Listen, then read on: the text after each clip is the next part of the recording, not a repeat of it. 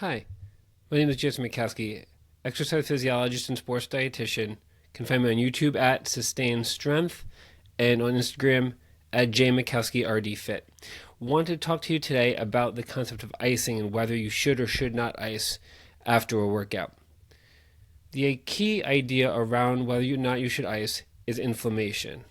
When you work out, you actually intentionally damage your muscle. You actually create some inflammation. That little bit of inflammation that you create from your workout actually stimulates your body's ability to repair and get stronger. That's the signal that tells your body to get stronger. Ice reduces that inflammation.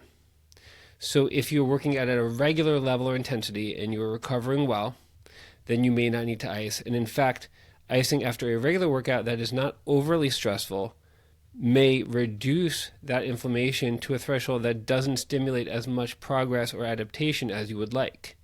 So you don't necessarily want to just hop into an ice bath right after every workout you do.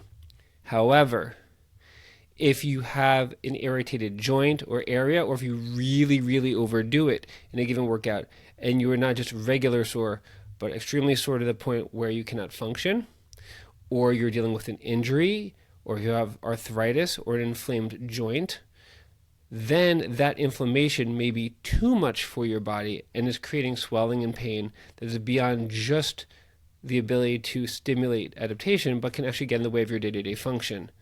Now that inflammation is too high, you actually want to bring it down with the ice.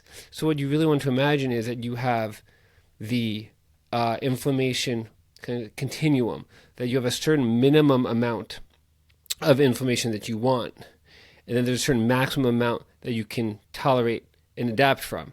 So if the inflammation is too high, you want to use ice to bring it down into the good range in between. But then if your inflammation is already at a good level that you're adapting but not hurt or inflamed in a painful way or an incapacitated way, then adding ice might bring you below that lower level that then will actually lead to impaired adaptation. So the key is to ask yourself, number one, where am I starting in this kind of inflammation adaptation process?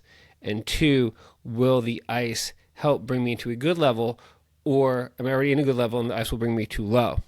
If you do decide to ice, let's say because you have arthritis or some other area that's kind of overly inflamed, you can apply the ice to that area that's affected. Usually the typical recommendation is 10 to 15 minutes or so. You could do it a few times a day if you need. Just make sure you don't put the ice directly onto your skin. Usually use some sort of covering, cloth, etc., just to keep the skin safe. And so I hope you find that helpful, and let me know and subscribe for more. Thanks. Bye.